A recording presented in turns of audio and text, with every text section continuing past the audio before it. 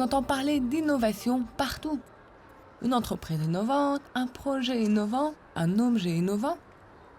Est-ce que les sourds participent à ces innovations? Quand on souhaite concrétiser une idée, comment ça se passe? Est-ce qu'on est obligé de passer par le monde de l'entreprise ou est-ce qu'on peut se lancer tout seul?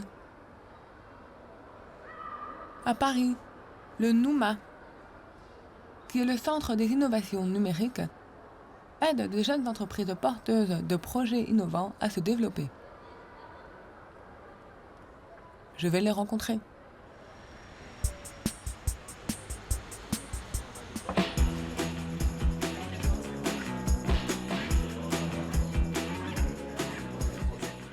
Ici, nous sommes dans un espace qui s'appelle le camping. Qu'est-ce que c'est exactement? Alors, le camping est le premier accélérateur de start-up. On est né il y a 3 ans. À l'époque, des structures similaires n'existaient pas et on a pour vocation à aider de jeunes start-up dans le web à se développer grâce à un programme qui dure 4 mois. Ça fait combien de pages? Est-ce que tu peux te dire, voilà, quand il se passe tel cas, qu'est-ce qui va se passer? Bonjour. Bonjour. Sur quel projet vous travaillez là? En fait, on a créé avec Nicolas et François-Xavier un service de location de voitures entre voyageurs dans les aéroports. Là, le camping vous accompagne dans le développement de votre entreprise. Mais qu'est-ce que ça vous apporte? Avec le camping, on a un vrai soutien sur plein de domaines. On a des mentors qui sont là de manière régulière, qui nous conseillent sur le design du site internet, l'expérience utilisateur, comment améliorer la performance, la conversion. Et puis après, on a plein de personnalités, d'entrepreneurs américains ou européens qui viennent partager leur expérience avec nous de ce qu'ils ont vécu comme expérience entrepreneuriale, quels conseils ils ont à donner à des entreprises qui démarrent et qui veulent se développer rapidement. Voilà, donc c'est plein de petits points. Et après, il y a aussi la synergie qu'on a entre les 12 startups qui sont ici au camping, où on communique beaucoup entre nous, on demande l'avis, qu'est-ce que vous pensez de ce qu'on est en train de faire, du site internet, du service qu'on propose, voilà. Donc c'est une synergie aussi qui est très forte.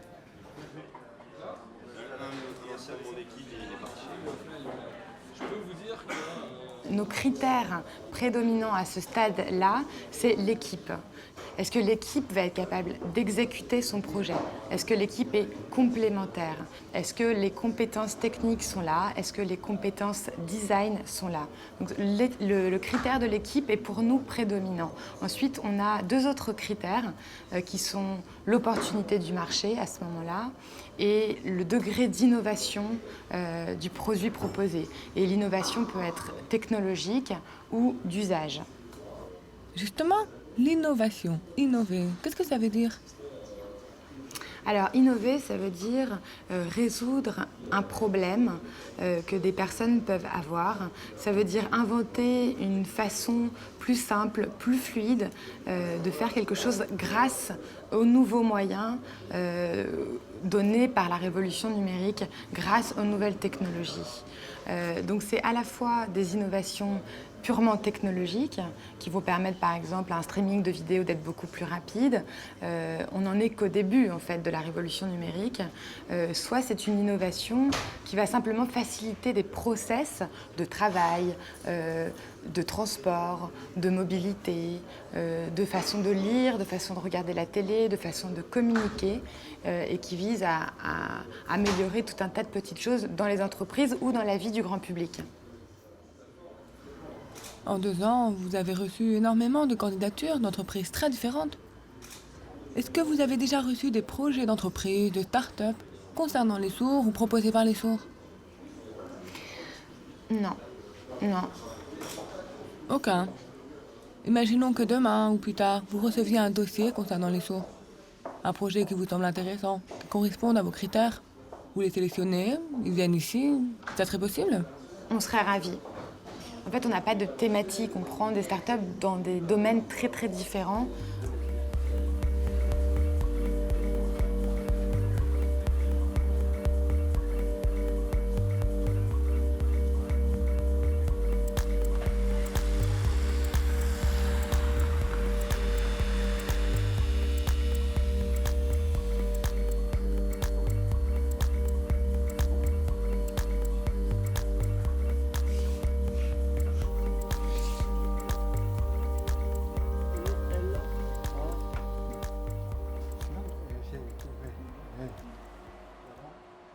Vous avez vu ces machines étonnantes?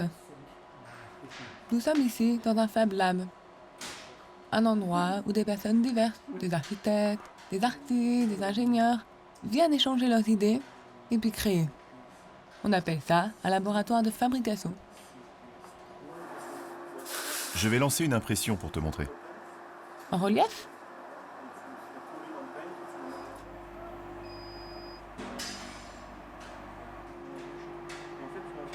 Ça calcule. C'est de l'électronique. Elle charge les données de la clé USB dans sa mémoire. Eh oui, ça bouge. Et là, ça imprime sur une feuille de papier? C'est comme une imprimante, mais elle utilise du plastique. Ah, Du plastique, oui.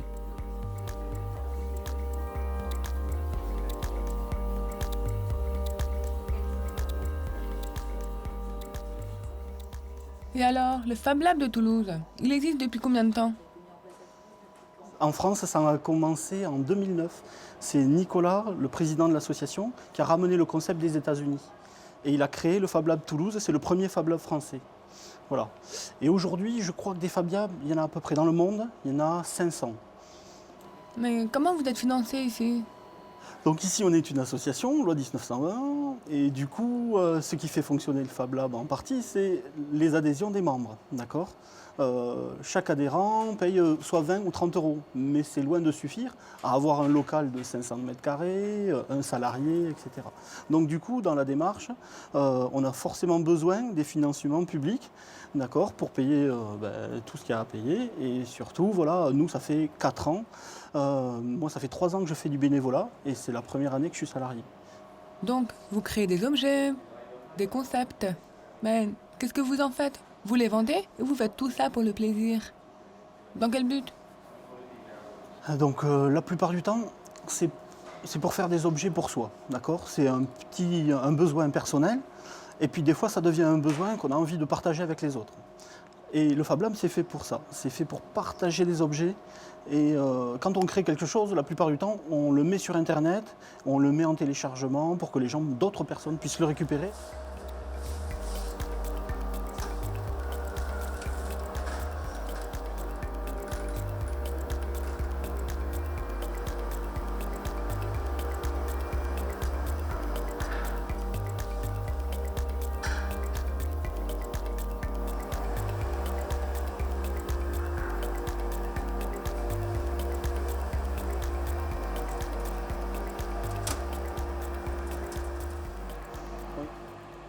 Ça sert à quoi, ça? Ça, c'est un prototype de support pour un téléphone portable. Ah oui? Il est articulé. Je l'ai créé en bois, c'est très simple à faire. Tout le monde peut y arriver, avec une machine laser pour faire les découpes. C'est toi qui en as eu l'idée? C'est toi qui l'as créé? Oui, oui, c'est mon idée. J'ai d'abord fait un dessin, et puis je l'ai modifié. Comme un architecte, c'est un peu la même chose. En fait, j'avais un besoin. Il a fallu que je trouve une solution. C'est tout. Tiens, viens voir là-bas ce que ça donne.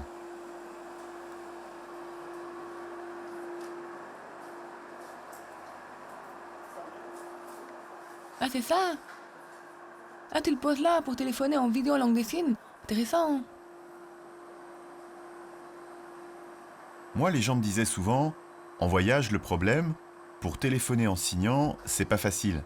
Tu poses le téléphone sur la table, c'est tout plat, ça tombe tout le temps. Alors à force de l'entendre dire, je me suis dit, mais pourquoi j'essaierais pas de créer ce support? Regarde, je te montre. Ah, c'est pratique. Ah oui, c'est pratique, ça tient tout seul. C'est simple. C'est le modèle de voyage.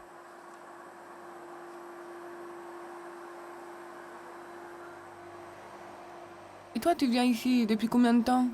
Ça fait juste un mois. J'ai découvert qu'ici, on pouvait apprendre des techniques, qu'on pouvait avoir des explications sur le fonctionnement des machines, des imprimantes, sur d'autres matériels. Mais tu fais comment? Tu travailles ou pourquoi tu viens ici? Moi, je ne travaille pas, je suis au chômage. Je suis électricien de profession, mais j'ai un peu touché à l'électronique. Donc finalement, ici, c'est pas très éloigné de ce que je connaissais. Ça fonctionne comme une entreprise, mais en plus simple. Là, toi, tu es le seul sourd ici. Oui, oui, je suis le seul. Ça ne fait pas si longtemps que c'est ouvert. Et si des sourds veulent venir, ils sont les bienvenus. Je peux les conseiller.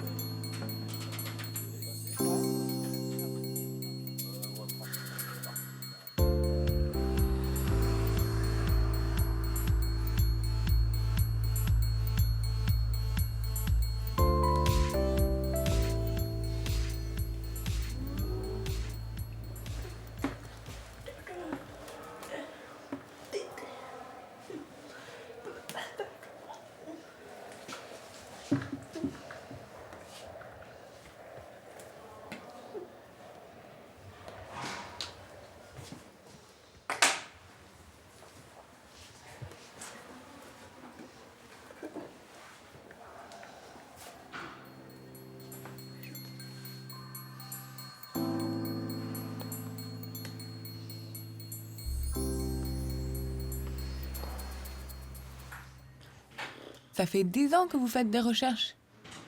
Quels sont vos projets? Sur quel thème? Des recherches sur la langue des signes, pour qu'à terme, un ordinateur puisse la comprendre. Comprendre, donc interpréter, ou bien répondre, ou encore exécuter une consigne en langue des signes. Ça, c'est l'objectif qu'on cherche à atteindre. Au cours de nos travaux, on a déjà obtenu des résultats. Par exemple, on a créé un outil de correction de la langue des signes. On a créé des supports pédagogiques, notamment un lexique dans lequel on peut trouver un signe à partir d'un mot, une définition à partir d'un signe, et beaucoup d'autres choses.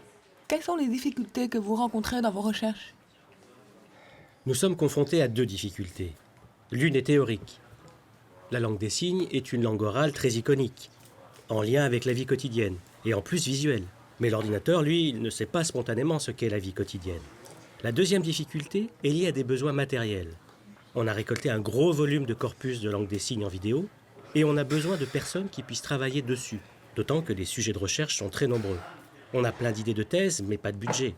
Donc on manque d'argent, de matériel et de moyens humains. Justement, dans le monde des entreprises, il y a de l'argent, on peut lever facilement des fonds. Il y a des fondations, des mécènes. Les innovations s'y développent à toute allure.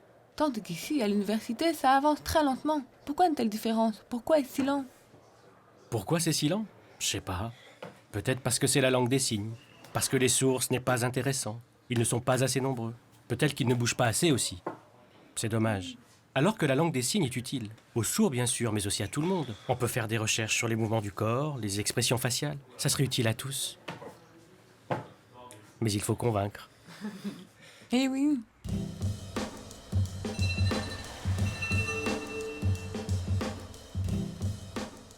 Je suis ici au Mixar.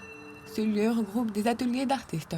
Des gens d'horizons très divers viennent ici pour échanger, pour créer, mener des projets, dont certains avec les nouvelles technologies. J'ai appris qu'il y avait des sourds parmi eux.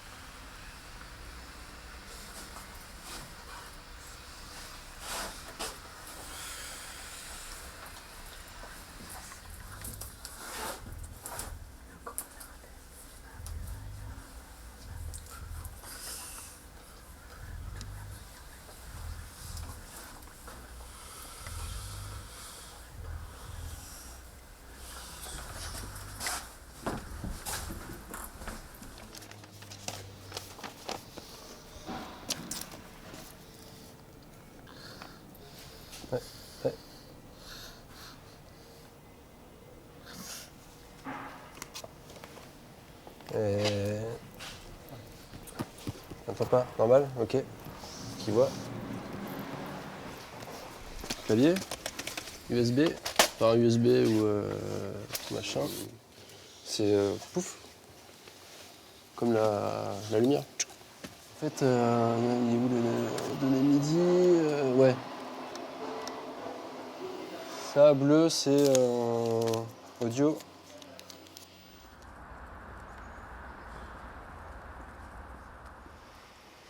Tu viens ici depuis une dizaine d'années. Est-ce que tu as informé les sourds pour qu'ils viennent ici? Oui, j'en parle, quand je rencontre les gens, en passant. Souvent, ils ont de bonnes idées. Mais le souci, c'est de passer à l'action. Beaucoup se sentent coincés, ils n'osent pas. Moi, je pense que le problème, c'est que les sourds ne sont pas assez, comment dire, ils n'ont pas assez d'idées innovantes. Et quand ils en ont, ils n'osent pas. Pas assez. Ils ne savent pas à qui s'adresser. Alors ils abandonnent. Quand on a une idée, il faut s'accrocher, il faut chercher. Comme Ossine qui a fini par trouver ce lieu. Ou moi. J'ai un besoin, je lui en ai parlé, il m'a dit va voir un tel. Faut être curieux. Les sourds manquent de curiosité. Par exemple, moi j'habite à Montpellier. Je me sens tout seul avec mes idées. J'en ai, c'est bien, mais pour tester, pour le matériel, je vais pas tout acheter tout seul, dépenser tout mon argent. Ce serait absurde. Faudrait travailler en équipe, être solidaire. C'est pareil pour Ossine ou d'autres. On est tous dispersés et le souci, c'est qu'on n'a pas le matériel, pas les outils ni le lieu. À Toulouse, les entendants ont un espace où se retrouver, où ils partagent leur matériel, leurs outils et leurs idées. C'est solidaire. Tu es venu ici avec ton projet de basket. Pourtant, ce n'est pas un projet artistique. Alors pourquoi? C'est vrai, je suis venu ici pour pallier un besoin technique. Je cherchais quelqu'un qui pourrait m'aider. Ossine m'a conseillé de venir ici, et il avait raison. Ça correspond bien à mon besoin. Même si mon projet n'est pas artistique. Ici, on est dans le monde des artistes. Les gens sont plutôt ouverts, à l'aise. Par rapport au monde de l'entreprise, tu as senti que c'était différent? C'est plus facile? J'ai déjà monté des projets. Celui sur le basket, entre autres. J'ai souvent travaillé avec d'autres entreprises. Mais au final, l'expérience m'a montré que j'étais souvent confronté à de gros obstacles. À cause de la communication, des interprètes, de l'investissement que ça demande. Et tout tourne autour de l'argent, c'est ce qui importe. Le budget, il faut un budget prévisionnel. Les bureaux d'études, il faut. Beaucoup de choses que je trouve bien compliquées. Pour les sourds, c'est compliqué. On aime les choses simples, nous. Tu as essayé de développer des innovations en entreprise. Bon, tu disais que c'est compliqué, etc. Mais avec les associations ou les entreprises où il y a des sourds, tu pourrais créer des partenariats et te développer? Non? La communauté sourde est petite. Quand deux personnes ont la même idée, il faudrait qu'elles s'associent, qu'elles travaillent ensemble pour mener un seul projet. Ça permettrait d'avancer. Mais jusqu'à présent, ça a toujours débouché sur des conflits. Du coup, chacun fait les choses de son côté.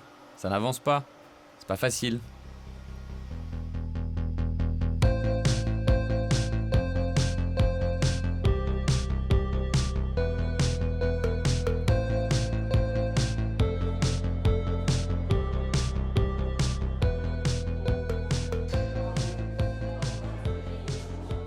C'est un moment important que celui de la présentation de cette application Muséo Plus qui favorisera et renforcera l'accès des jeunes à la culture. Donc Muséo, c'est une aventure qu'on a démarrée en 2009 au Quai Branly, à Paris.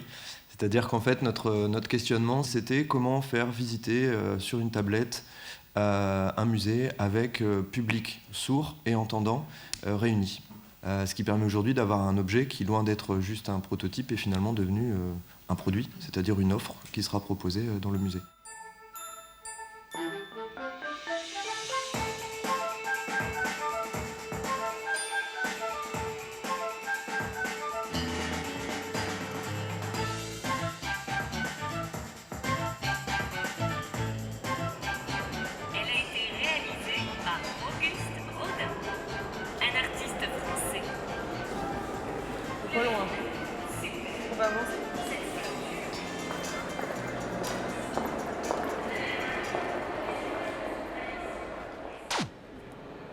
Au départ, votre projet s'adressait aux sourds, et petit à petit, il s'est ouvert aux entendants, aux autistes, à d'autres publics aussi. Pourquoi? Nous, dans notre développement de projet, on a au départ travaillé effectivement sur la surdité et sur comment créer des outils pédagogiques plus adaptés. Dès le départ, on s'est intéressé à l'implication des personnes entendantes dans les projets, parce qu'il fallait que l'activité puisse être partagée entre un parent entendant un enfant sourd ou le contraire, ou voilà, plein d'autres situations. Assez rapidement, on s'est rendu compte que cette plus-value-là, c'est-à-dire le fait qu'en fait, en travaillant avec les personnes sourdes, on inventait des nouvelles choses qui pouvaient intéresser plein d'autres publics. Depuis à peu près 3 ans, on a concrètement élargi nos publics. Dans les signes, ce qui va attirer les autres publics, ce n'est pas forcément les signes en eux-mêmes, parce que s'ils ne la connaissent pas, ils ne peuvent pas comprendre les signes. Par contre, ils vont apprécier la dynamique de corps, la présence du comédien, l'expressivité du visage, le fait que c'est prenant visuellement. Ce n'est pas une personne statique qui va parler sans trop bouger. Et du coup, visuellement, ça va avoir énormément d'impact sur l'attractivité. Et la langue des signes, elle a une capacité aussi à rendre très attractif l'écran. J'ai remarqué que les sourds qui créent, qui innovent, qui ont des projets, ont beaucoup de mal à les développer. Pourquoi ? Je pense que globalement, l'innovation, c'est un processus complexe, de toute façon, en soi. C'est-à-dire que pour n'importe qui a une idée et qui voudrait la développer, que ce soit créer une entreprise, inventer un nouveau produit ou un nouveau service, ça reste une aventure, de un, c'est-à-dire qu'il y a des risques. Il y a de l'énergie à mettre énormément, c'est-à-dire que on ne réussit pas la première fois. Et nous, on ne réussit pas non plus la première fois. Donc c'est des processus très longs qui demandent beaucoup d'investissement. Pour les personnes sourdes, je pense qu'une dimension qui peut s'ajouter, c'est qu'il y a énormément de dispositifs qui accompagnent et qui aident les personnes dans l'innovation. Et que forcément, une personne sourde a beaucoup moins accès à l'information, le fait que ça existe. Et si tant est qu'elle connaisse le dispositif, pour y accéder, c'est une complexité supplémentaire. Donc ça, c'est sûr. Et après, je pense aussi que c'est pas parce qu'on est sourd que l'idée qu'on va avoir pour les sourds, elle va être géniale. C'est pas parce que je suis entendant que n'importe quelle idée que je vais avoir pour les entendants va être géniale. En fait, l'innovation, ça implique un processus qualitatif. Et qu'on soit sourd, pas sourd, qu'on travaille pour des sourds ou pas des sourds, ou peu importe, ce processus qualitatif, il doit être protégé.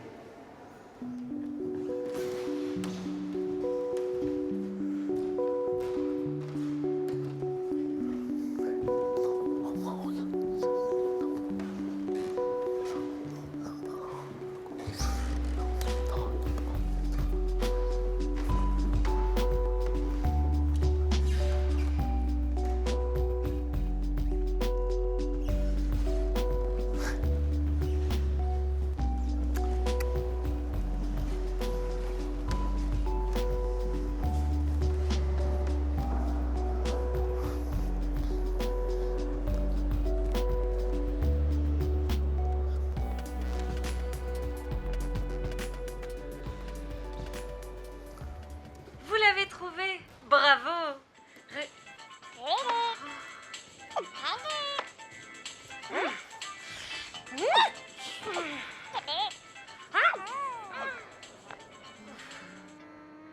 Bon, je reprends. On reconnaît bien deux femmes sur le tableau. Mais le peintre a un style très particulier.